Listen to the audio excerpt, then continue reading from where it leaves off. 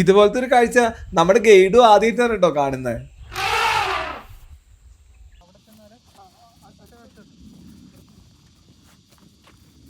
ഗവി എന്ന് പറഞ്ഞാൽ പണ്ട് ഇന്ദിരാഗാന്ധിയുടെ കാലത്ത് കുറച്ച് ശ്രീലങ്കൻ അഭയാർത്ഥികളെ ചായ കുടിച്ച് നിൽക്കണ എൻ്റെ ബാക്ക്ഗ്രൗണ്ടിലുള്ള ഫോട്ടോ നിങ്ങൾ ശ്രദ്ധിച്ചാ?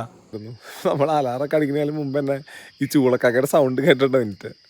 ആനക്കുട്ടി അമ്മാനയുടെ പാല് കുടിച്ചോണ്ടിരിക്കുകയാണ്. അങ്ങനെ നമ്മൾ മാനമുട്ടി മലയുടെ പീക്കിലെത്തി. അത്യാവശ്യം നന്നായി തളർന്നു. ഓർഡിനറി സിനിമ ഇറങ്ങിയപ്പോൾ തൊട്ടുള്ള ഒരു ആഗ്രഹമാണ് ഗവിയിലേക്ക് ഒരു ട്രിപ്പ് പോകണമെന്ന്. അങ്ങനെ നിൽക്കുമ്പോഴാണ് പെരിയാർ ടൈഗർ റിസർവിലെ ജംഗിൾ ക്യാമ്പ് എന്ന പ്രോഗ്രാമിനെ കുറിച്ച് ഞാൻ അറിയുന്നത്. പള്ളക്കടവ് ചെക്ക് പോസ്റ്റിൽ 2 മണിക്കാണ് ഈ പ്രോഗ്രാമിൻ്റെ റിപ്പോർട്ടിംഗ് ടൈം. എന്നാൽ ഞങ്ങൾ ഒരു 12 മണിക്ക് മുമ്പ് തന്നെ എത്തിയിരുന്നു. ചെക്ക് പോസ്റ്റിന് പുറകിലായിട്ട് ഒരു അരുവി ഒഴുകി പോകുന്നുണ്ടായിരുന്നു. മുല്ലപ്പെരിയാർ ഡാമിൻ്റെ ഷട്ടർ തുറക്കുമ്പോൾ ഇടുക്കി ഡാമിലോട്ട് വെള്ളം ഒഴുകി പോകുന്നത് ഈ അരുവിയിലൂടെയാണ്. ഈ ട്രിപ്പിന് എൻ്റെ കൂടെ ഉള്ളത് എൻ്റെ ഫ്രണ്ട് അജിത്താണ് കേട്ടോ. ഞങ്ങൾ 2 പേരും ഈ അരുവിയുടെ തീരത്തായിട്ട് കുറച്ച് നേരം ഇരുന്ന് വിശ്രമിച്ചു.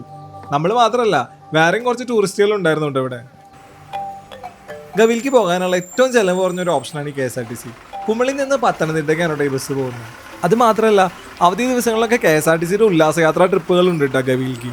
സമയം ഏകദേശം ഒരു 2:15 കൂടി ഇവിടുത്തെ ചെക്ക് പോസ്റ്റിലെ കുറച്ച് ഡോക്യുമെന്റ്സിലൊക്കെ സൈൻ ചെയ്ത് കൊടുത്തതിന് ശേഷം നമ്മൾ പയ്യെ സ്റ്റേയിലോട്ട് തിരിച്ചു. പള്ളക്കടവ് ചെക്ക് പോസ്റ്റിൽ നിന്ന് ഏകദേശം ഒരു 1/2 കിലോമീറ്റർ മാത്രമാണ് നമ്മുടെ സ്റ്റേയിലേക്ക് ഉള്ളത് കേട്ടോ. ഞങ്ങളങ്ങനെ ജംഗിൾ ക്യാമ്പിലെത്തി ചെക്ക് ഇൻ ചെയ്തു. സമയം ഇപ്പോൾ ഏകദേശം 2:45. അപ്പോൾ ഇനി അടുത്ത പ്രോഗ്രാം എന്ന് വെച്ചാൽ ഇവിടുന്ന് മാനമുട്ടി മലയ്ക്കുള്ള ട്രക്കിംഗ് ആണ്. അപ്പോൾ ചായ എല്ലാം കുടിച്ച് നമ്മൾ അതിനുള്ള തയ്യാറെടുപ്പിലാണ്. ചായ കുടിച്ച് നിൽക്കണ എൻ്റെ ബാക്ക്ഗ്രൗണ്ടിലുള്ള ഫോട്ടോ നിങ്ങൾ ശ്രദ്ധിച്ചാ? ഇത് മാനമുട്ടി മലയിൽ നിന്ന് നമ്മുടെ പിക്കോളിൻ ബ്രോ എടുത്ത ഫോട്ടോയാണ് കേട്ടോ. അങ്ങനെ സമയം ഒരു 3:15 കൂടി നമ്മൾ നമ്മുടെ ട്രക്കിംഗ് സ്റ്റാർട്ട് ചെയ്തു. കുറച്ച് ദൂരം ടാറിട്ട റോഡിൽ കൂടെ പോയിട്ട് വേണം നമുക്ക് ഈ മാനമുട്ടി മലയുടെ സ്റ്റാർട്ടിംഗ് പോയിന്റിലെത്താൻ. പ്രായമായ ആൾക്കാരെയും കുട്ടികളെയും ഒന്നും കൊണ്ട് ഈ ട്രക്കിങ്ങിന് വരാണ്ടിരിക്കുന്നതാണ് നല്ലത്. കാരണം അത്യാവശ്യം നല്ല ഹാർഡായ ഒരു ട്രക്കിംഗ് ആണ് കേട്ടോ ഇത്. താഴെ നിന്ന് നോക്കുമ്പോൾ ആകാശത്ത് മുട്ടി നിൽക്കണ പോലെ തോന്നണ കാരണമാണ് ഈ മലയ്ക്ക് മാനമുട്ടി മല എന്നുള്ള പേര് വന്നത്. പെരിയാർ ടൈഗർ റിസർവിലെ ഏറ്റവും അഫോർഡബിൾ ആയ സ്റ്റേ വിത്ത് ട്രക്കിംഗ് പ്രോഗ്രാമാണ് കേട്ടോ ഈ ജംഗിൾ ക്യാമ്പ്. ഞങ്ങൾക്ക് 2 പേർക്ക് കൂടി 5500 രൂപയാണ് കേട്ടോ ഇതിൻ്റെ ചിലവ് വന്നത്. ഇതിൽ 3 നേരത്തെ ഫുഡും മാനമുട്ടി മലയിലേക്കുള്ള ട്രക്കിങ്ങും പിന്നെ നാളെ രാവിലെ ഗവിയിലേക്കുള്ള ഒരു സഫാരിയും അതിനുശേഷം ബേർഡ് വാച്ചിങ്ങും പിന്നീട് മുല്ലപ്പെരിയാർ ഡാമിലുള്ള ഒരു ബോട്ടിങ്ങും ഇൻക്ലൂഡഡ് ആണ്. പെർ ഹെഡ് 2500 രൂപയ്ക്ക് ഇത്രയും വെറൈറ്റി ഓപ്ഷനുകളുള്ള വേറൊരു സ്റ്റേ പ്രോഗ്രാമും ഇന്ത്യയിൽ തന്നെ ഉണ്ടെന്ന് എനിക്ക് തോന്നണില്ല കേട്ടോ. കടുവ പിടിച്ചൊരു കാട്ടുപോത്തിൻ്റെ തലയോട്ടി ഇവിടെ വെച്ചിട്ടുണ്ട്. കണ്ടിട്ട് അതൊരു മെയിലിൻ്റെയാന്ന് തോന്നണേ. അത്യാവശ്യം നല്ല സൈസ് ഉണ്ട്. നമ്മൾ വന്നത് വേനൽക്കാലത്തായിട്ട് കൂടി അത്യാവശ്യം നല്ല പച്ചപ്പുണ്ട് ഈ മാനമുട്ടി മലയിൽ. എന്നാൽ അനിമൽസിൻ്റെ സൈറ്റിങ്സ് ഒന്നും നമുക്ക് അത്ര കിട്ടിയില്ല. എനിക്ക് തോന്നുന്നു വേനൽക്കാലം ആയതുകൊണ്ട് തന്നെ ചൂടുള്ളതുകൊണ്ട് ഈ മൃഗങ്ങളൊന്നും ഒട്ടും മലയുടെ മുകളിലേക്കൊന്നും അങ്ങനെ വരുന്നില്ല. അതുകൊണ്ടായിരിക്കണം.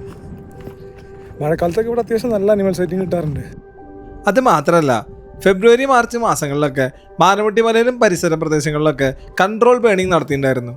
അതുകൊണ്ട് തന്നെ പുതിയ പുലികളൊക്കെ കിളിർത്ത് വരുന്നുണ്ടായിരുന്നുള്ളൂ. നമ്മൾ ഈ മല ഒരു 3/4 ഭാഗം കയറിയപ്പോഴേക്കും അത്യാവശ്യം നല്ല മഴക്കാർ വന്നു. പുറത്തേന് ചെറിയ മഴ ചാറ്റിലും ഉണ്ടായിരുന്നു. കുറച്ച് പോയപ്പോൾ കരടിയുടെ ഫ്രഷ് കാഷ്ടം കണ്ടു. അത് മാത്രമല്ല, നമ്മൾ നടന്നു പോണ വഴിയുടെ തൊട്ടടുത്തായിട്ട് കരടി മണ്ണ് മാന്തിയിട്ട പാടുകളും കണ്ടിരുന്നു. അങ്ങനെ നമ്മൾ മാനമുട്ടി മലയുടെ പീക്കിലെത്തി. അത്യാവശ്യം നന്നായി തളർന്നു.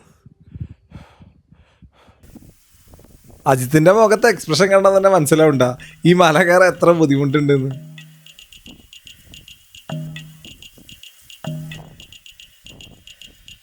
ഇവിടേക്ക് വരാണെങ്കിൽ എന്തായാലും കുറച്ച് എക്സസൈസ് ഒക്കെ ചെയ്തിട്ട് വരണമായിരിക്കും നല്ലത്. കാരണം നല്ല സ്റ്റീപ്പാണ്. ആദ്യത്തെ കുറച്ച് കയറ്റെന്ന് പറഞ്ഞാൽ ഭയങ്കര ബുദ്ധിമുട്ടാണ്. ഞങ്ങളൊക്കെ കിതച്ച് ഒരു വശമായി. അത് കഴിഞ്ഞാൽ പിന്നെ കുറച്ച് സമാധാനമുണ്ട്. എന്തായാലും ട്രക്കിംഗ് കുറച്ച് ബുദ്ധിമുട്ടാണെങ്കിലും മല കയറി വന്നിട്ടുണ്ടെങ്കിൽ ഇവിടെ നിന്നുള്ള വ്യൂ നല്ല അടിപൊളിയാണ്. നമ്മൾ മല കയറി തുടങ്ങുമ്പോൾ അത്യാവശ്യം നല്ല ചൂടുണ്ടായിരുന്നു. എന്നാൽ ഇപ്പോൾ ഇവിടെ അത്യാവശ്യം നല്ല തണുപ്പുണ്ട്. പോരത്തിന് നല്ല കാറ്റുള്ളതുകൊണ്ട് തന്നെ ഇവിടെ നിൽക്കാൻ തന്നെ ഒരു പ്രത്യേക സുഖമുണ്ട്. അങ്ങനെ നമുക്ക് ആദ്യമായിട്ട് കാട്ടുപോത്തിൻ്റെ സൈറ്റിങ് കിട്ടി. ഭയങ്കര ദൂരമായിട്ടാണ്. ക്യാമറയിൽ നമുക്ക് സൂം ചെയ്ത് കാണാൻ പറ്റും. പക്ഷേ ഇവിടെ നോക്കിയിട്ടുണ്ടെങ്കിൽ ഒരു പൊട്ട് പോലെ കാണാൻ പറ്റുള്ളൂ. മാനമുട്ടി മലയിലൊന്നും അത്രയധികം പുല്ലുകളായി തുടങ്ങിയിട്ടില്ല. എന്നാൽ അതിൻ്റെ തൊട്ടടുത്തുള്ള മലകളിലൊക്കെ അത്യാവശ്യത്തിന് പുല്ലുകൾ വളർന്നു തുടങ്ങിയിട്ടുണ്ട്. ഒരു കാട്ടുപോത്തിൻ്റെ കുട്ടി അതിൻ്റെ അമ്മയുടെ അടുത്ത് നിന്ന് പാല് കുടിക്കേണ്ട കാഴ്ച കാണാൻ പറ്റി. കുട്ടികളായിരിക്കുമ്പോൾ ഇവർക്ക് കുറച്ച് വെള്ള കൂടിയ ഒരു ബ്രൗണിഷ് കളറാണ് ഉണ്ടാവാറ്. പിന്നീട് വയസ്സാവും തോറും ഇവരുടെ കളർ ഇങ്ങനെ മാറിക്കൊണ്ടിരിക്കും. ഫീമെയിലുകളെ അപേക്ഷിച്ച് മെയിലുകൾക്ക് എപ്പോഴും കുറച്ച് ബ്ലാക്ക് കളർ കൂടുതലായിരിക്കും. വന്യമൃഗങ്ങളൊക്കെ ഇത്രയും തുറസായ സ്ഥലത്ത് വെച്ച് കാണാൻ പറ്റുന്നതാണ് കേട്ടോ ഈ ട്രക്കിങ്ങിൻ്റെ ഒരു ഹൈലൈറ്റ്. നമ്മളിവിടെ ഒരു ആനക്കൂട്ടത്തെ കണ്ടുവിട്ടാ, കുറച്ച് ദൂരമായിട്ടാണ്. അപ്പോൾ നമ്മുടെ ഫോറസ്റ്റുകാർ പറഞ്ഞു എന്തായാലും അതിൻ്റെ അടുത്ത് പോയിട്ട് വീഡിയോ എടുക്കാൻ പറ്റും. അപ്പോൾ ഞങ്ങൾ അതിൻ്റെ കുറച്ച് ക്ലോസപ്പ് കിട്ടാൻ വേണ്ടിയിട്ട് കുറച്ച് അടുത്ത് പോയിക്കൊണ്ടിരിക്കുക. 3 ആനകളുള്ള ചെറിയൊരു കൂട്ടത്തെയാണ് കേട്ടോ നമ്മൾ കണ്ടത്. ചില മലകളിലൊക്കെ അത്യാവശ്യത്തിന് നന്നായിട്ട് പുല്ല് വളർന്നു തുടങ്ങിയിട്ടുണ്ട്. സന്ധ്യ ആവുന്നതോടുകൂടി ആനകളൊക്കെ പയ്യെ ഇങ്ങോട്ട് ഇറങ്ങി തുടങ്ങിയിട്ടുണ്ട്. ഞങ്ങളിങ്ങോട്ട് വന്നത് ഏപ്രിൽ 17-നാണ്. സാധാരണ വേനൽക്കാലങ്ങളിലൊന്നും ഇവിടെ അത്ര സൈറ്റിങ്സ് ഒന്നും അങ്ങനെ കിട്ടാറില്ല. പക്ഷെ ഇത്തവണ അത്യാവശ്യം നല്ല വേനൽമല കിട്ടിയോണ്ടാണ് കേട്ടോ അത്യാവശ്യം സൈറ്റിങ്സ് കിട്ടിയത്. അങ്ങനെ മല ഇറങ്ങിക്കൊണ്ടിരിക്കുന്നതിനിടയ്ക്ക് നമ്മൾ വീണ്ടും കുറച്ച് ആനകളെ കണ്ടു. പെരിയാറിലെ എല്ലാ ട്രക്കിംഗ് പ്രോഗ്രാമുകളിലും ഫോറസ്റ്റുകാർ കൂടാതെ ഒരു ഗൈഡും വരാറുണ്ട്. എന്നാൽ ഈ ഓപ്ഷൻ മാനമുട്ടിമല ട്രക്കിങ്ങിന് ഇല്ല കേട്ടോ. നമ്മുടെ കൂടെ ഒരു ഫോറസ്റ്റ് വാച്ചറും പിന്നെ ഒരു ബീറ്റ് ഓഫീസറും ഉണ്ടായിരുന്നത്. ഇത്തവണ ഒരു കുട്ടിയാനേനെ അമ്മേനെയാണ് നമുക്ക് കിട്ടിയത്. മിക്കത് ഈ കുട്ടിയാനകളൊക്കെ എപ്പോഴും ഒരു കൂട്ടത്തിലാണ് ഉണ്ടാവാറ്. എനിക്ക് തോന്നുന്നു ഈ ആനകളുടെ ഒക്കെ ഒരു കൂട്ടം ഇതിന്റെ അടുത്ത് എവിടെയെങ്കിലൊക്കെ ആയിട്ട് ഉണ്ടായിരിക്കണം. ആനക്കുട്ടികളെ കടുവ പിടിക്കാൻ സാധ്യത ഉള്ളതുകൊണ്ട് തന്നെ ഇവർക്കൊരു പ്രത്യേക സംരക്ഷണം കൂട്ടത്തിലുള്ള മുതിർന്ന ആനകൾ കൊടുക്കാറുണ്ട്. ആനക്കുട്ടി അമ്മാനയുടെ പാല് കുടിച്ചോണ്ടിരിക്കുകയാണ്. ആനകളുടെ കകിട് പശുക്കളെ പോലെ ബാക്കിലല്ല ഫ്രണ്ടിലാണ് ഉണ്ടാവുക. ഈ പച്ചപ്പയിൽ ഇങ്ങനെ ആനകളെ നോക്കിയിരിക്കാൻ ഒരു പ്രത്യേക ഭംഗി തന്നെയുണ്ട്. ഇവിടേക്ക് വരാണെങ്കിൽ മറ്റെവിടുന്നും കിട്ടാത്ത കുറച്ച് അടിപൊളി ഫ്രെയിമുകൾ നമുക്ക് ഇവിടുന്ന് കിട്ടും. സമയം ഇപ്പോൾ ഏകദേശം ഒരു 5:15 കാണും. 5 മണി വരെയാണ് ശരിക്കും ഇവിടെ ട്രക്കിംഗ് അലൗഡ് ഉള്ളൂ.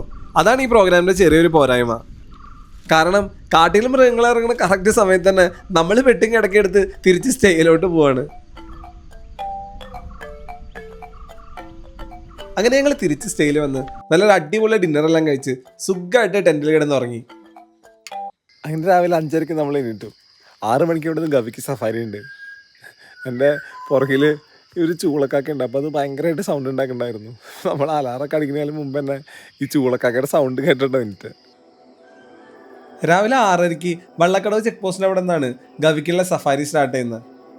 6:30 മുതൽ 9:30 വരെയാണ് കേട്ടോ രാവിലത്തെ സഫാരിയുടെ ടൈമിങ്. വേറെയും കുറേ ആൾക്കാരുണ്ടായിരുന്നു കേട്ടോ ഈ സഫാരിക്ക്. ഈ ബസ് സഫാരി മാത്രമായിട്ട് നമുക്ക് ബുക്ക് ചെയ്യാൻ പറ്റും. പെർ ഹെഡ് 300 രൂപയാണ് കേട്ടോ അതിൻ്റെ ചാർജ് വരുന്നത്. നമ്മൾ ബുക്ക് ചെയ്തത് ജംഗിൾ ക്യാമ്പ് പാക്കേജ് ആയതുകൊണ്ട് തന്നെ സെപ്പറേറ്റ് ബസ് സഫാരി ബുക്ക് ചെയ്യേണ്ട ആവശ്യമില്ല. നമ്മുടെ പാക്കേജിൽ ഇതെല്ലാം ഇൻക്ലൂഡഡ് ആണ്. ഇവിടെ നിന്ന് 17 കിലോമീറ്റർ ദൂരെയുള്ള ഗവി ഡാം വരെയാണ് ഈ സഫാരി ഉള്ളത്. അതിനിടയ്ക്കൊരു വ്യൂ പോയിന്റിൽ കുറച്ച് നേരം ഹാൾട്ടും ഉണ്ട്. ഈ യാത്ര മുഴുവനും പെരിയാർ ടൈഗർ റിസർവിൻ്റെ ഉള്ളിൽക്കൂടെ തന്നെയാണ്. നിത്യഹരിത വനങ്ങളും പുൽമേടുകളാണ് ഈ പ്രദേശത്ത് കൂടുതലുള്ളത്.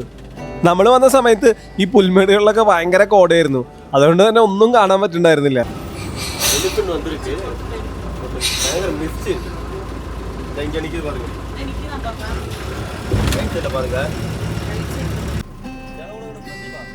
അങ്ങനെ ഗവി സഫാരിയിൽ നമ്മുടെ ആദ്യത്തെ സൈറ്റിംഗ് കിട്ടി.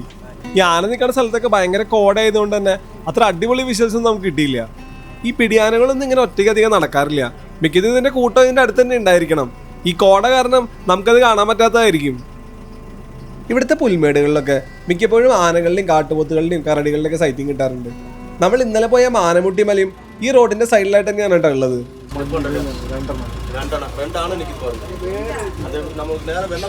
നമ്മുടെ ഗൈഡായ പ്രഭു വീണ്ടും 2 ആനകളെ കണ്ടുപിടിച്ചുട്ടാ. പക്ഷെ ഇത്തവണ കോടയുടെ അതിപ്രസരം കാരണം തന്നെ ക്യാമറയിൽ ഒരു വെള്ള പുക മാത്രമേ കാണുന്നുണ്ടായിരുന്നുള്ളൂ. എന്തായാലും ഗവിക്ക് പോകുന്ന ഈ റൂട്ട് നല്ല ഭംഗിയുള്ള ഒരു ഫോറസ്റ്റ് റൂട്ട് തന്നെയാണ്. പ്രത്യേകിച്ച് കോട കൂടി വന്നപ്പോൾ അതിൻ്റെ ഭംഗി ഇരട്ടിച്ചു എന്ന് വേണം പറയാൻ. അങ്ങനെ പോകുന്ന വഴിക്ക് മരത്തിൻ്റെ മുകളിലായിട്ട് ഒരു മലയെണ്ണ ഇരിക്കുന്നത് കണ്ടു. ഞാൻ നേരത്തെ പറഞ്ഞിരുന്നല്ലോ, ഞങ്ങൾ ജംഗിൾ ക്യാമ്പ് പാക്കേജ് എടുത്താണ് ഗവിക്ക് വന്നത്. എന്നാൽ നിങ്ങൾക്ക് സ്വന്തം വണ്ടിയിൽ ഗവിക്ക് വരണമെന്നുണ്ടെങ്കിൽ അതിനുള്ള ഓപ്ഷൻ ഉണ്ട് കേട്ടോ ഇവിടെ. വള്ളക്കടവ് ചെക്ക് പോസ്റ്റിൽ പെർ ഹെഡ് 1200 രൂപ കൊടുക്കുകയാണെങ്കിൽ നമുക്ക് നമ്മുടെ സ്വന്തം വണ്ടിയിൽ തന്നെ ഗവിക്ക് പോവാം. ഈ പാക്കേജിൽ ചെറിയൊരു ട്രക്കിങ്ങും ബോട്ടിങ്ങും എല്ലാം ഇൻക്ലൂഡഡ് ആണ് കേട്ടോ. ഗവിയിലേക്ക് വരാൻ വേറൊരു ഓപ്ഷൻ ഉള്ളത് ആങ്ങമൊഴി ചെക്ക് പോസ്റ്റ് വഴിയാണ്. സ്വന്തം വണ്ടിയിൽ വരാണെങ്കിൽ പെർ ഹെഡ് 100 രൂപ മാത്രമാണ് ഇതിൻ്റെ ചാർജ് വരുന്നുള്ളൂ. നിങ്ങൾക്ക് ഗവിയിലോട്ടൊക്കെ വരാൻ പ്ലാൻ ഉണ്ടെങ്കിൽ ഏറ്റവും നല്ലൊരു ഓപ്ഷനാണ് കേട്ടോ ഈ ആങ്ങമൊഴി ചെക്ക് പോസ്റ്റ് വഴി എൻ്റർ ചെയ്യണത്. ഈ റൂട്ടിൽ കൂടെ വരാണെങ്കിൽ ഏകദേശം 100 കിലോമീറ്ററോളം നമുക്ക് ഫോറസ്റ്റിനുള്ളിൽ കൂടെ ഡ്രൈവ് ചെയ്യാൻ പറ്റും. അങ്ങനെ നമ്മൾ ഗവിയിലുള്ള ഒരു വ്യൂ പോയിന്റിലെത്തി. ഈ യാത്രയിലുള്ള നമ്മുടെ ആദ്യത്തെ സ്റ്റോപ്പാണ് കേട്ടോ ഗവിയിലുള്ള ഈ വ്യൂ പോയിന്റ്. അത്യാവശ്യം നല്ല തണുപ്പുണ്ട് കേട്ടോ ഇവിടെ. പോരാത്തതിന് നല്ല കാറ്റുള്ളതുകൊണ്ട് തന്നെ ഇവിടെ നിൽക്കാൻ ഒരു പ്രത്യേക സുഖമുണ്ട്. ഗവിയെ കുറിച്ചുള്ള കൂടുതൽ ഡീറ്റെയിൽസ് ഇവിടുത്തെ നാട്ടുകാരനും നമ്മുടെ സഫാരി വണ്ടിയുടെ ഡ്രൈവറും കൂടിയായ അബീഷാറിനോട് ചോദിച്ചാലോ? അപ്പോൾ നമുക്ക് ഓർഡിനറി സിനിമ കണ്ട് മാത്രമേ ഗവിയെ കുറിച്ച് അറിയുള്ളൂ. ഗവി എന്ന് പറഞ്ഞാൽ പണ്ട് ഇന്ദിരാഗാന്ധിയുടെ കാലത്ത് കുറച്ച് ശ്രീലങ്കൻ അഭയാർത്ഥികളെ ഗവി കൊണ്ട് താമസിപ്പിക്കുകയും ഇവിടെ ഒരു ഏലത്തോട്ടം ഉണ്ടാക്കി അതിനകത്ത് അവർ ജോലി ചെയ്ത് ജീവിക്കുന്ന ഒരവസ്ഥയായിരുന്നു. അപ്പോൾ ആ കൃഷി നഷ്ടത്തിലായതോടുകൂടി അവരിവിടെ ടൂറിസം തുടങ്ങി. ഇപ്പോൾ KFDC ഇതിൽ കീഴിൽ അവിടെയാണ് അവർ ജോലി ചെയ്യുന്നത്. പിന്നെ ഗവി എന്ന് പറഞ്ഞാൽ ഇതിനും മാത്രമൊന്നുമില്ല, എങ്കിലും നമ്മൾ വള്ളക്കടവ് ചെക്ക് പോസ്റ്റിൽ നിന്ന് ഒരു 18 കിലോമീറ്റർ ഉള്ളിൽ കാട്ടിക്കൂടെ ഒരു യാത്ര. നിത്യഹരിത വനമാണ്, ഫുൾ ടൈം പുൽമേടുണ്ട്, വനങ്ങളും നല്ല വനങ്ങൾ തന്നെയാണ്. പക്ഷേ മറ്റ് വനങ്ങളിലെ പോലെ ഇല കൊഴിയുന്ന സസ്യങ്ങളല്ല അധികവും, എപ്പോഴും ഹരിത കാണാൻ പറ്റും നമുക്കിവിടെ വന്നു കഴിഞ്ഞാൽ. കൂടുതലും മൃഗങ്ങളെ ആന, കാട്ടുപോത്ത്, ടൈഗറിനെ വരെ നമ്മൾ കണ്ടിട്ടുണ്ട് ഈ യാത്രയിൽ തന്നെ. നമ്മുടെ സഫാരി ബസ്സിലെ ഡ്രൈവറാണ് ഈ നമ്മുടെ ഇതിൽ നീലഗിരി മാർട്ടിൻ, അതുപോലെ ലെപ്പാഡ്, എല്ലാത്തിനെയും കണ്ടിട്ടുണ്ട് നമ്മൾ കാണാം. പിന്നെ കരടിയുണ്ട്, കരടി മിക്കപ്പോഴും റോഡിൽ തന്നെ നമുക്ക് കാണാൻ പറ്റുന്ന. പിന്നെ നമ്മുടെ നല്ല സീസൺ ഒരു ഓഗസ്റ്റ് സെപ്റ്റംബർ ഒക്കെ അത്യാവശ്യം നല്ലൊരു സീസൺ. നമുക്കൊരു ട്രക്കിംഗ് ഉണ്ട്, നമ്മുടെ മാനംമുട്ടി മല എന്ന് പറഞ്ഞിട്ട്, അത് വള്ളക്കടയിൽ നിന്ന് നമ്മുടെ ജംഗിൾ ക്യാമ്പ് എന്ന് പറഞ്ഞൊരു പ്രോഗ്രാമാണ്. നിങ്ങൾ ഇന്നലെ എടുത്ത് ആ സംഭവത്തിൽ പോണ കരടിയെ കാണാൻ പറ്റുന്ന ആ ഏരിയയിൽ കൂടുതലായിട്ട് കണ്ടു. കരടിയെ കണ്ടില്ല. കടുവേനെ നമ്മളിപ്പോൾ ഈ നിൽക്കുന്ന സ്ഥലത്ത് തന്നെ ഈ ഒരു 2 മാസം മുമ്പ് ഇവിടെ വെച്ച് തന്നെ നമ്മൾ ഗസ്റ്റ് എല്ലാവരും കണ്ടായിരുന്നു. പിന്നെ ഈ വഴിയിൽ ഞങ്ങൾ ഒരു 3-4 വട്ടം കണ്ടിട്ടുണ്ട്, നമ്മൾ ബസ്സിൽ വരുമ്പോൾ തന്നെ കണ്ടിട്ടുണ്ട്. KSRTC രാവിലെ ചെക്ക് പോസ്റ്റിൽ 6 മണിയാകുമ്പോൾ എത്തും. അതുപോലെ തന്നെ പത്തനംതിട്ട, ഇത് കുമ്മളിയിൽ നിന്ന് പോകുന്നതാണ് ഈ വഴിക്ക് പോകുന്നത്. അവിടെ നിന്ന് ഇങ്ങോട്ട് വരുന്ന പത്തനംതിട്ട ഇതുപോലെ തന്നെ 2 ദിവസം രാവിലെ അവിടെ നിന്ന് സ്റ്റാർട്ട് ചെയ്യും, ഈ വഴി കടന്നു പോയിട്ട് തിരിച്ചു പോകും. കുമ്മളിയിൽ നിന്ന് പോകുന്ന ദിവസം വൈകിട്ടാകുമ്പോൾ തിരിച്ചു വരും. നല്ല സീസൺ ആയതായിരിക്കും. ഇപ്പോൾ നല്ല കോടയൊക്കെ ഉണ്ട്. ഇപ്പോൾ ഈ സീസൺ കുഴപ്പമില്ല. അത്യാവശ്യം ഇപ്പോൾ മഴയൊക്കെ പെയ്തുകൊണ്ട്, ഇപ്പോൾ ഏപ്രിൽ മാസമാണെങ്കിലും നല്ല മഴയൊക്കെ പെയ്തുകൊണ്ട് അത്യാവശ്യം സൈറ്റിങ്സ് ഉണ്ട് നമുക്ക്. ജൂൺ ജൂലൈ മാസം വന്നിട്ടുണ്ടെങ്കിൽ ജൂൺ ജൂലൈയിൽ മഴ ഓവറായിരിക്കും, സൈറ്റിങ്സ് അത്യാവശ്യം ഉണ്ടാവും, മിക്കപ്പോഴും കാണാം. പിന്നീട് നമ്മൾ ഈ സഫാരിയുടെ അടുത്ത ഡെസ്റ്റിനേഷനായ ഗവി ഡാമിൻ്റെ അവിടെ എത്തി. ഇതാണ് ഗവി സഫാരിയുടെ ലാസ്റ്റ് പോയിന്റ്. എൻ്റെ പുറകെ കാണുന്നതാണ് ഗവി ഡാം. ഇനി ഇവിടെ നിന്ന് തിരിച്ച് നമ്മൾ വന്ന വഴിക്ക് തന്നെ പോകും. 1990 ശബരിഗിരി ജലവൈദ്യുത പദ്ധതിക്ക് വേണ്ടി നിർമ്മിച്ച ഒരു ചെറിയ ഡാമാണ് കേട്ടോ ഈ ഗവി ഡാം. ഡാമിൻ്റെ ഒരു സൈഡിലായിട്ട് ഐ ലവ് ഗവിയുടെ ഒരു ബോർഡ് വെച്ചിട്ടുണ്ട്. അപ്പം നമ്മുടെ വണ്ടിയിൽ നിന്ന് വന്ന ആൾക്കാരെല്ലാവരും അതിൻ്റെ മുന്നിൽ നിന്ന് ഫോട്ടോ എടുത്തുകൊണ്ടിരിക്കുകയാണ്. ഇവിടുത്തെ ഒരു സുവനീർ ഷോപ്പിൻ്റെ മുന്നിലായിട്ട് മൃഗങ്ങളുടെ കുറച്ച് പ്രതിമകൾ ഉണ്ടാക്കി വെച്ചിട്ടുണ്ട്. അതിൽ ഈ മരത്തുമ്മ ചുറ്റിപ്പടഞ്ഞിരിക്കുന്ന പാമ്പ് ഏത് ഇനാന്ന് നിങ്ങൾക്ക് മനസ്സിലായോ? മനസ്സിലായെങ്കിൽ നിങ്ങളൊന്ന് കമൻറ്റ് ചെയ്തോളൂ കേട്ടോ. ഗവി ഡാമിൻ്റെ അവിടെ ഒരു 15 മിനിറ്റോളം സ്പെൻഡ് ചെയ്തതിന് ശേഷം നമ്മൾ തിരിച്ച് വള്ളക്കാട് ചെക്ക് പോസ്റ്റിലേക്ക് തന്നെ യാത്ര തിരിച്ചു. പോകുന്ന വഴിക്ക് നമ്മുടെ ഡ്രൈവർ വണ്ടി ഒരു സ്ഥലത്ത് നിർത്തിയിട്ട് പാറു പാറു പാറു എന്ന് വിളിച്ചുകൊണ്ടിരിക്കുന്നുണ്ടായിരുന്നു. നോക്കിയപ്പോൾ ദേ ഒരു പന്നിക്കുട്ടി ഓടി വരുന്നു. ഇവരിതിന് സ്ഥിരം ഭക്ഷണം കൊടുക്കാറുണ്ട് തോന്നുന്നു, അതുകൊണ്ട് വിളിച്ചിട്ടുണ്ടെങ്കിൽ അനുസരണയോട് കൂടി ഓടി വരുന്നുണ്ട് കേട്ടോ. എന്തായാലും ആദ്യമായിട്ടാണ് ഞാൻ സ്വന്തമായിട്ട് പേരുള്ള ഒരു പന്നീനെ കാണുന്നത്. അങ്ങനെ പാറുവിനോട് യാത്ര പറഞ്ഞ് നമ്മൾ നമ്മുടെ യാത്ര കണ്ടിന്യൂ ചെയ്തു. നേരത്തെ നമ്മൾ ഗവിയിലോട്ട് പോണ സമയത്ത് എലിഫന്റ് സൈറ്റിംഗ് കിട്ടിയില്ലേ? ഏകദേശം അതേ സ്ഥലത്ത് തന്നെ വെച്ച് തിരിച്ചു വരുന്ന വഴിക്ക് നമുക്ക് സൈറ്റിംഗ് കിട്ടി കേട്ടോ. എന്തായാലും നമ്മുടെ വണ്ടിയിലുള്ള എല്ലാ ആൾക്കാരും ഭയങ്കര ഹാപ്പി, കാരണം ആദ്യമായിട്ടാണ് നല്ല വെളിച്ചത്തിൽ വെച്ച് നമുക്ക് എലിഫന്റ് സൈറ്റിംഗ് കിട്ടണം. ഈ കൂട്ടത്തിൽ ഒരു ചെറിയ കുട്ടിയാനയും അതിൻ്റെ അമ്മയും പിന്നെ വേറെ 2 ആനകളും ഉണ്ടായിരുന്നത്. അങ്ങനെ കുറച്ചു നേരം ഞങ്ങൾ ഈ ആനകളെ ശ്രദ്ധിച്ചപ്പോൾ അതിലൊരു ആനയ്ക്ക് എന്തോ ഒരു അസ്വസ്ഥതയുള്ള പോലെ ഞങ്ങൾക്ക് തോന്നി. ഞങ്ങളുടെ ബസ്സും ഈ ആനകളും തമ്മിൽ ഏകദേശം ഒരു 40 മീറ്റർ ദൂരം മാത്രമേ ഉണ്ടായിരുന്നുള്ളൂ. ആദ്യം ഞങ്ങൾ വിചാരിച്ചു നമ്മുടെ ബസ്സിൽ നിന്ന് ആൾക്കാർ സൗണ്ട് ഉണ്ടാക്കണ കാരണമാണ് ഈ ആനയ്ക്ക് ഇങ്ങനെ ദേഷ്യം വന്നതെന്നാണ്. പൊതുവേ ചെറിയ കുട്ടികളുള്ള ആനക്കൂട്ടങ്ങളൊക്കെ പുറമെ എനിക്ക് കുറച്ച് അഗ്രസീവ്നെസ് കാണിക്കാറുണ്ട്. ഈ ആനകൾ തുമ്പിക്കൈ പൊക്കി സ്മെല്ല് പിടിക്കുന്നുണ്ട്. അപ്പം എന്തായാലും അവർക്ക് നമ്മുടെ പ്രസൻസ് മനസ്സിലായിണ്ടാവും.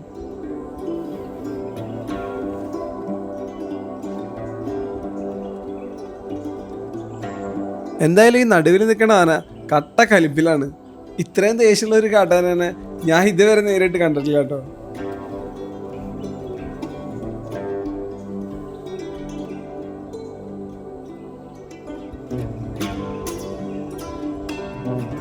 ഈ ഇടഞ്ഞു നിൽക്കണ ആനയില്ലേ, ഇത് കൂട്ടത്തിലുള്ള കുട്ടിയാനകളെ എങ്ങനെ സംരക്ഷിക്കണമെന്ന് മറ്റാനനെ പഠിപ്പിച്ചു കൊടുക്കാന്നാണ് നമ്മുടെ ഗൈഡ് പറഞ്ഞത്. ഈ കൂട്ടത്തിലെ കുട്ടിയാനകളൊക്കെ സംരക്ഷിക്കേണ്ട ഉത്തരവാദിത്തം അമ്മയാനകൾക്കല്ല കേട്ടാ, അത് കൂട്ടത്തിലുള്ള മറ്റാനകൾക്കുള്ളതാണ്. ഒരുപക്ഷെ ഈ ഇടതുവശത്ത് നിൽക്കുന്ന ആന കുട്ടിയാനയുടെ കാര്യത്തിൽ ഒരു ശ്രദ്ധയും കൊടുക്കണ്ടാവില്ല. അതുകൊണ്ടായിരിക്കും ചിലപ്പോൾ മറ്റവൻ ഭയങ്കര കലിപ്പിലായത്.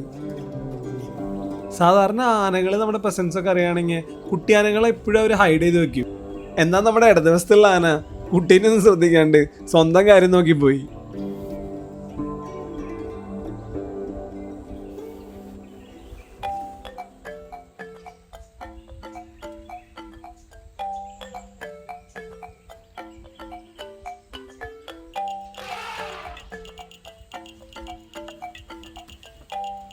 എൻ്റെ അമ്മേ, ജീവിതത്തിൽ ആദ്യമായിട്ടാണ് കേട്ടോ ഞാൻ ഇങ്ങനത്തെ ഒരു ഫൈറ്റ് കാണുന്നത്.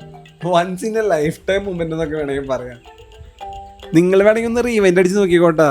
എന്തിട്ട് ചവിട്ടിയത് ഒരു 3-4 ചവിട്ട് വെച്ച് കൊടുത്തിട്ടുണ്ട്. പക്ഷെ മറ്റേ തിരിച്ച് ആക്രമിക്കാനൊന്നും പോയില്ല കേട്ടാ. അത് ഭയങ്കര അനുസരണയോടെ ഒരു പാവമായിട്ട് അവിടെ നിന്നു. നിങ്ങൾക്ക് ഇതിനെക്കുറിച്ച് വേറിട്ട അഭിപ്രായങ്ങളുണ്ടെങ്കിൽ ഒന്ന് കമൻറ്റ് ചെയ്തോളൂ കേട്ടാ.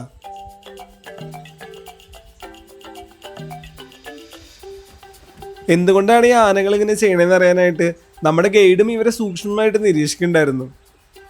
ഇങ്ങനത്തെ ഒരു കാഴ്ച അങ്ങേരും ചിലപ്പോൾ ആദ്യമായിട്ടായിരിക്കും കണ്ടിട്ടുണ്ടാവുക. നമ്മുടെ ഗൈഡ് തന്നെയാണ് നമ്മളോട് പറഞ്ഞത് ഈ ആന കുട്ടിയാനകളെ സംരക്ഷിക്കുക എങ്ങനെയാന്നുള്ള കാര്യം മറ്റേ ആനനെ പഠിപ്പിച്ചു കൊടുക്കാമെന്ന്. ഗൈഡിൻ്റെ അനുമാനം ഒരു 90% വരെ ശരിയാവാനാണ് സാധ്യത. ഇനിയുള്ള വിഷ്വൽസ് കാണുമ്പോൾ നിങ്ങൾക്കത് മനസ്സിലാവും.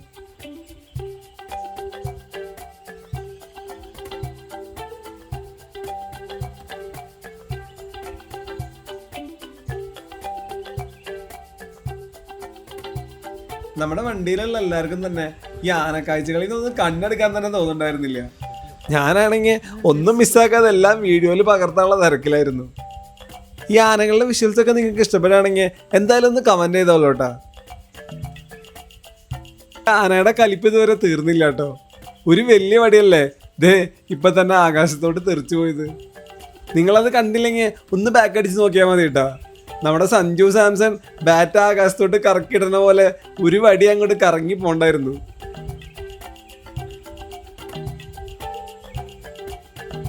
ആനകളുടെ കാഴ്ചകൾ കണ്ടിരുന്നുകൊണ്ട് സമയം പോയി അറിഞ്ഞില്ല. നമ്മുടെ സഫാരിയുടെ സമയം ഏകദേശം തീരാറായി. അപ്പോൾ പിന്നെ നമ്മൾ തിരിച്ച് നമ്മുടെ സ്റ്റേയിലോട്ട് പോന്നു. ഇതാണ് നമ്മുടെ ജംഗിൾ ക്യാമ്പിലുള്ള ടെൻറ്റ്. ചുറ്റും ഇലക്ട്രിക് ഫെൻസിങ്ങും ഡ്രഞ്ചും എല്ലാം ഉണ്ട്. എന്നാൽ മറ്റ് സ്റ്റേ പ്രോഗ്രാമുകൾ പോലെ ഇവിടെ അങ്ങനെ ഫ്രീക്വൻ്റ് ആയിട്ട് അനിമൽ സൈറ്റിങ്സ് കിട്ടാറില്ല. നമുക്ക് ഇവിടുത്തെ ടെൻറ്റിൻ്റെ ഉൾഭാഗം എങ്ങനെയുണ്ടെന്നൊന്ന് കണ്ടിട്ട് വന്നാലോ. അത്യാവശ്യം വലുപ്പമുണ്ട്. 3 പേർക്ക് വരെ ഇവിടെ മാക്സിമം താമസിക്കാൻ പറ്റും. ലക്ഷറി എന്ന് പറയാൻ ഒരു ലൈറ്റും ഒരു ചാർജിങ് സോക്കറ്റും മാത്രമേ ഉള്ളൂ. ഫാൻ ഇല്ല എന്നുള്ളൊരു കാര്യം പ്രത്യേകം ഒന്ന് ഓർക്കണം കേട്ടോ. ടെൻറ്റിൻ്റെ അടുത്ത് തന്നെയായിട്ട് ടോയ്ലറ്റുകളുണ്ട്. എന്നാൽ ഞങ്ങൾ ഇവിടുത്തെ ഡോർമെട്രിയിലുള്ള ടോയ്ലറ്റുകളാണ് ഉപയോഗിച്ചത്. അത് അത്യാവശ്യം നല്ല നീറ്റ് ആൻഡ് ക്ലീൻ ആയിരുന്നു. ഇതാണ് കേട്ടോ ഇവിടുത്തെ ഡോർമെട്രി. നേച്ചർ ക്യാമ്പിനൊക്കെ വരുന്ന വിദ്യാർത്ഥികൾക്ക് ഇവർ ഈ ഡോർമെട്രിയാണ് സ്റ്റേക്ക് കൊടുക്കാറ്. ഇവിടുത്തെ ഫുഡിനെ കുറിച്ച് പറയാതിരിക്കാൻ പറ്റില്ല. നല്ല ടേസ്റ്റുള്ള ഫുഡ് തന്നെയായിരുന്നു. ബ്രേക്ക്ഫാസ്റ്റ് എല്ലാം കഴിഞ്ഞ് കൃത്യം 10:30 നമ്മൾ ബേർഡ് വാച്ചിങ്ങിനായിട്ട് റെഡിയായി. നമ്മുടെ സ്റ്റേയുടെ അടുത്തുള്ള ഫോറസ്റ്റ് ബൗണ്ടറിയോട് ചേർന്ന് എടുക്കുന്ന കുറച്ച് സ്ഥലങ്ങളിലാണ് കേട്ടോ നമ്മൾ ബേർഡ് വാച്ചിങ് ചെയ്യുന്നത്. നമ്മൾ കുറേ പക്ഷികളെ കണ്ടുവന്നുണ്ടെങ്കിലും ഈ കോഴി വേഴാമ്പലിനും പിന്നെ കാട് മുഴുക്കിയുടെയും മാത്രമാണ് വീഡിയോ എടുക്കാൻ പറ്റുള്ളൂ. പക്ഷികളെ കൂടാതെ നമ്മളൊരു കൂരമാനം കണ്ടിരുന്നു. പക്ഷെ നമ്മളെ കണ്ടപ്പോഴേക്കും അതൊരു കുറ്റിക്കാടിൻ്റെ ഉള്ളിൽ കയറിപ്പോയി. അതുകൊണ്ട് തന്നെ വീഡിയോ എടുക്കാൻ പറ്റിയില്ല. ബേർഡ് വാച്ചിങ് എല്ലാം കഴിഞ്ഞ് ഞാൻ തിരിച്ചു വന്ന് എൻ്റെ കാലിൽ നോക്കിയപ്പോൾ അട്ട കടിച്ചതിൻ്റെ നല്ല മുറിപ്പാടുകൾ ഉണ്ടായിരുന്നു. പിന്നീട് ഞങ്ങൾ സ്റ്റേ ചെയ്യുന്ന തന്നെ ഫുഡെല്ലാം കഴിച്ച് ഈ ജംഗിൾ ക്യാമ്പ് പാക്കേജിൻ്റെ അവസാനത്തെ ആക്ടിവിറ്റിയായ തേക്കടി ബോട്ടിങ്ങിനായിട്ട് വന്നു. നമ്മുടെ സ്റ്റേയുടെ അവിടെ നിന്ന് ഒരു 25 കിലോമീറ്റർ ഉണ്ട് തേക്കടി ബോട്ട് ലാൻഡിങ്ങിലേക്ക്. ഏകദേശം 1 മണിക്കൂറോളം എടുക്കണ്ട ഇവിടെ എത്താനായിട്ട്. ബോട്ടിങ്ങിന് വന്നിട്ട് കാര്യമായിട്ടുള്ള സൈറ്റിംഗ് ഒന്നും കിട്ടാത്ത കാരണം തന്നെ തൽക്കാലം നമുക്ക് ഈ വീഡിയോ ഇവിടെ വെച്ച് നിർത്താം കേട്ടോ. വീഡിയോയെക്കുറിച്ചുള്ള നിങ്ങളുടെ അഭിപ്രായങ്ങൾ എല്ലാവരും ഒന്ന് കമൻറ്റ് ചെയ്തോളൂ.